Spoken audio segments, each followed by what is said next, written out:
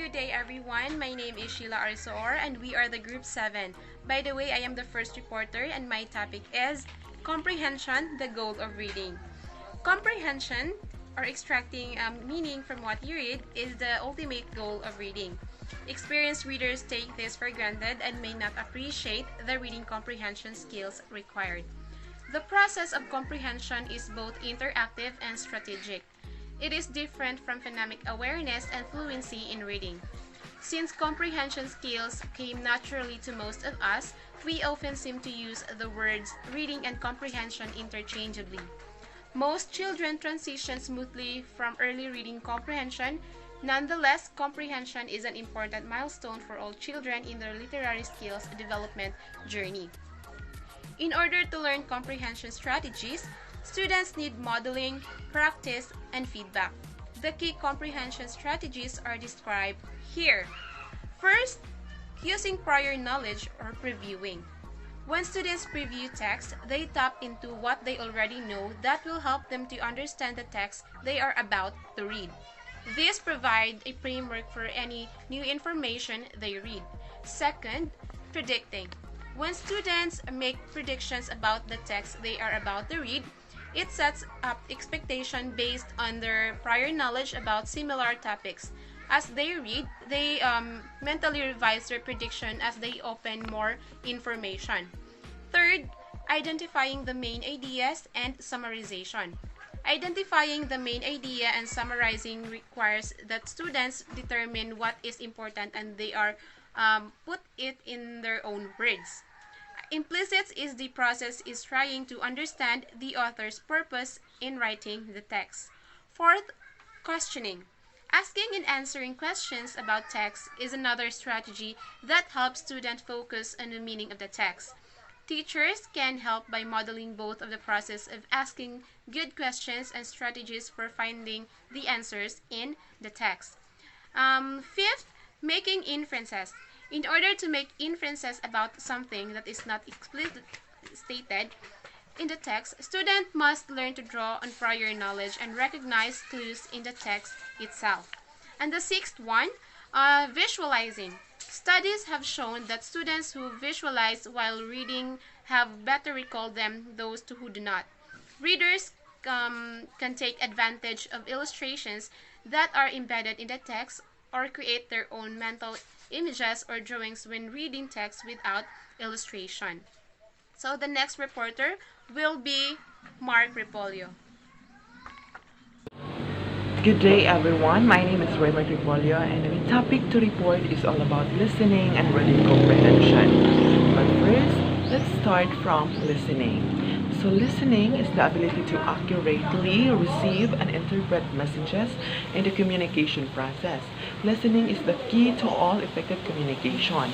Without the ability to listen effectively, messages are easily misunderstood. Of course, listening is very important when it comes to Quran. Example, when your teacher is discussing like that, you need to listen so that you will know or so that you will able to get what he or she are talking about. And then let's move on to listening comprehension. So we have here listening comprehension is more than just hearing what is said. Listening is a process of receiving, constructing meaning from, and responding to spoken in or non-verbal messages. Listening also is an active process, of course. And then we have here the basic types of listening.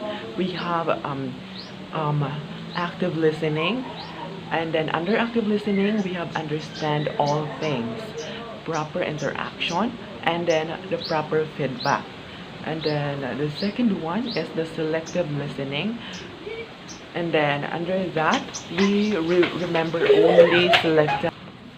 Okay, so the under selective listening is we remember only selected portion, and then the second one is the topic not to our liking. And then let's move on to stages of listening process. Of course, the first one is hearing, which is you are going to sa ningalan maminaw kag tinuod so that you will know nga so that you will be able to understand it clearly, and then you need to focus on message, and then you need to interpreting, analyzing, and evaluating, and then we have the responding, and then of course the remembering. And then let's move on to fallacies about listening. So under this is listening is not my problem. Listening and hearing are the same. Smarter people are better listeners. Of course, when you are smarter, you are better listener. Okay. And then the fourth one is good readers are good listeners. Kung maayo kang kung not just naama po yung uban nga kanang na ay uban nga nagbasa raw or kanang may na something like that nga kanang nagbasa raw without kanang understanding ana may ana. So you need to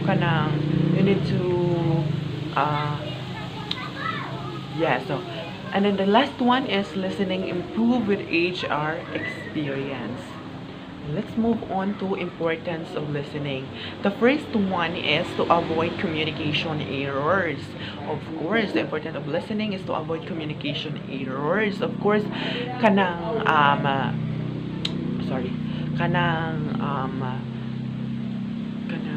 communication, like the importance of listening is kanang communication process in kanang it is of course in our used in our everyday lives, kanang communicate to other people.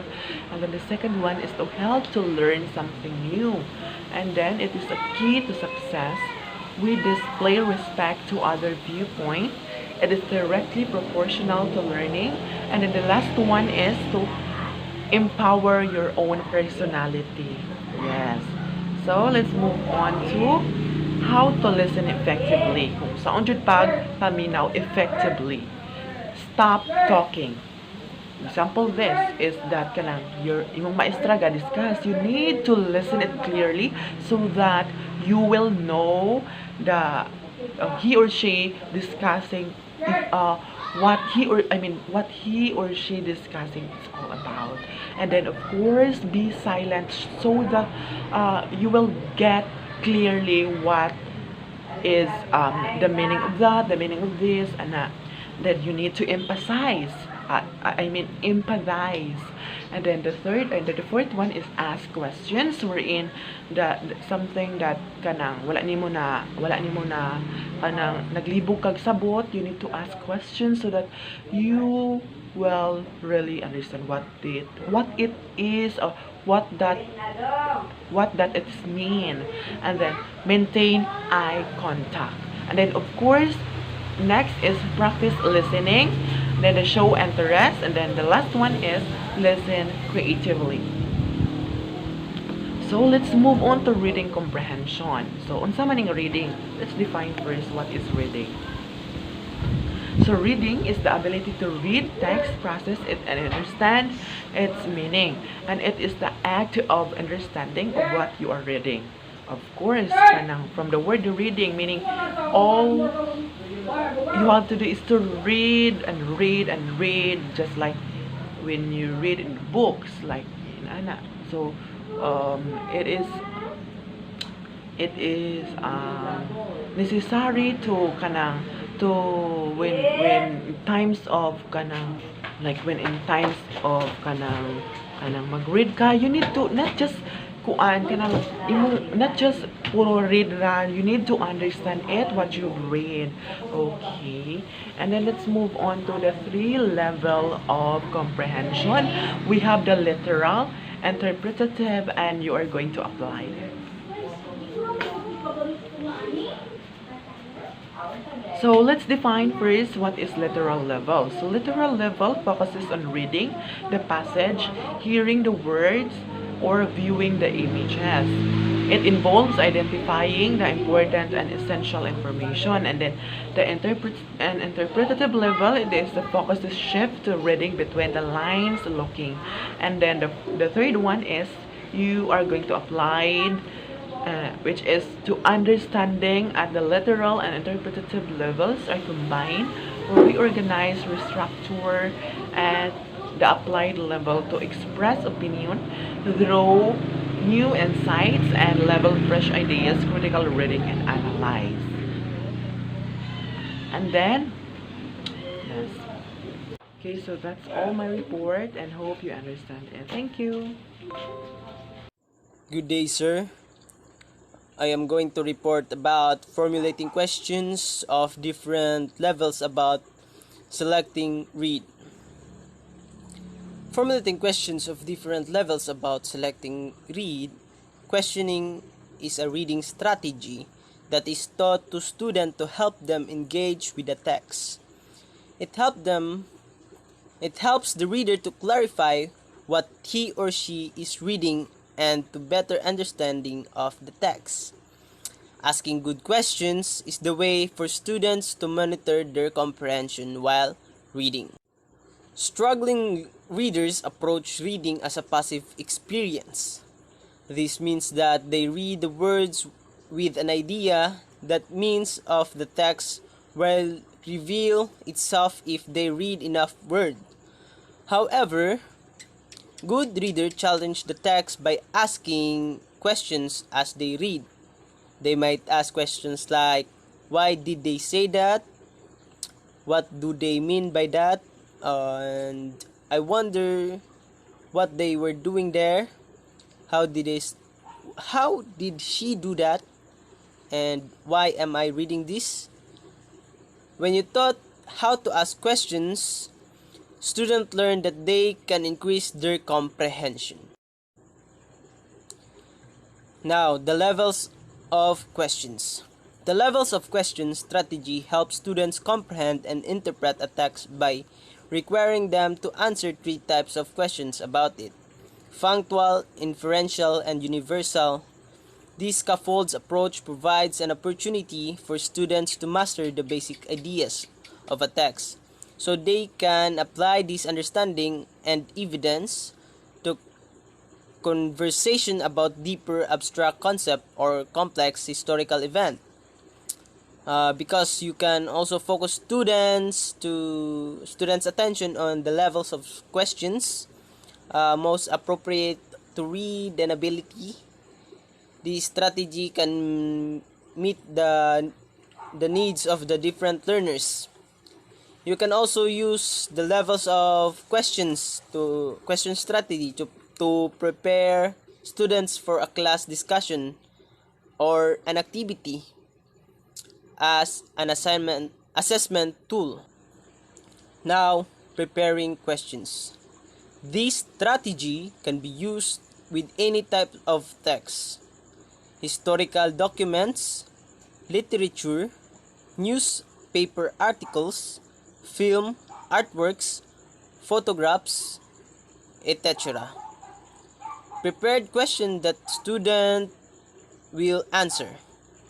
We suggest writing two to three questions for each of the following categories. 1 is functional question. So, level 1 can be answered explicitly by fact contains on it. Contains in the text. Number 2 is inferential questions. So, level 2 ni siya. So, can be answered through analysis and interpretation of specific parts of the text. So, number 3 is universal questions. Level 3 are open-end questions that are raised by ideas in the text. They are intended to provide discussions of the abstract ideas or issues. So number 2, student practice active reading. Have students watch or read the text silently or loud. As they read or watch, ask students to underline the records, key, word, or phrases. Number 3, student answered questions. Student can answer the questions individually or small in the group. Number 4, review and discuss. Review responds to the level 1 and level 2 questions to make sure everyone understands the text. As you go over level 2 questions, encourage students to share different interpretation of the text and use evidence to explain their answers. The universal questions make effect promotes for the largest class discussion. So that's all for my report. Thank you.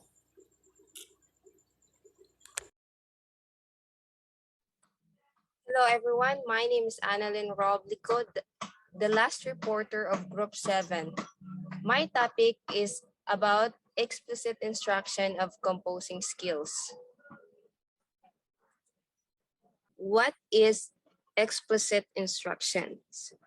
Explicit instructions is a systematic instructional approach that includes a set of delivery and design procedures derived from effective school research. So, in explicit instruction, it summarizes a type of teaching in which lessons are designed and delivered for beginners to help them develop their knowledge on a particular topic.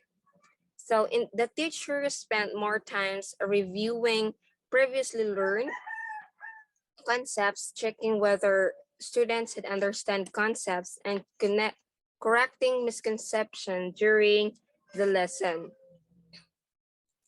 Next, explicit instruction is also known as fully guided practice. Teachers who follow an explicit approach explain, demonstrate, and model everything, from blending sounds together to decode words, to writing a complex sentence with figurative language. So, an explicit teaching practice involves showing students what to do and how to do it. Explicit instruction is underscored by a learning theory known as the informational processing model.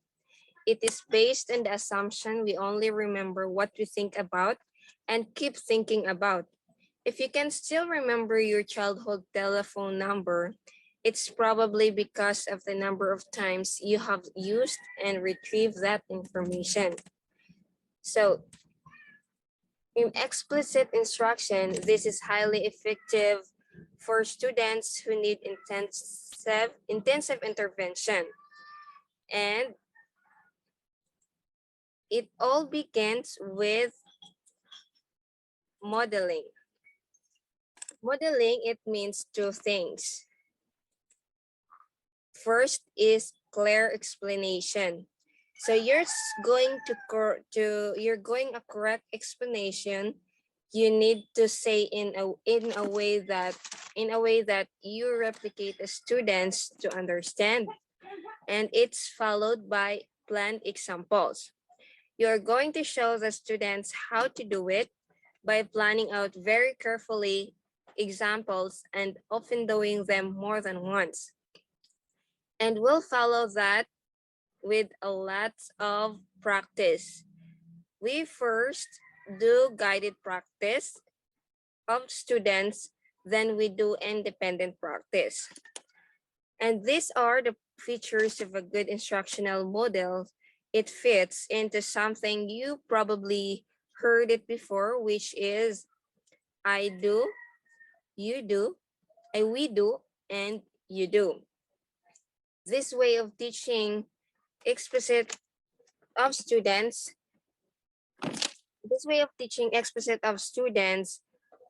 with intensive intervention needs are very responsive. So all of these is supported by supporting practice that involves these types of things, asking what good questions, eliciting responses for students, providing feedback that immediate, specific, and positive or corrective, and maintaining peace. That's all my report. Thank you.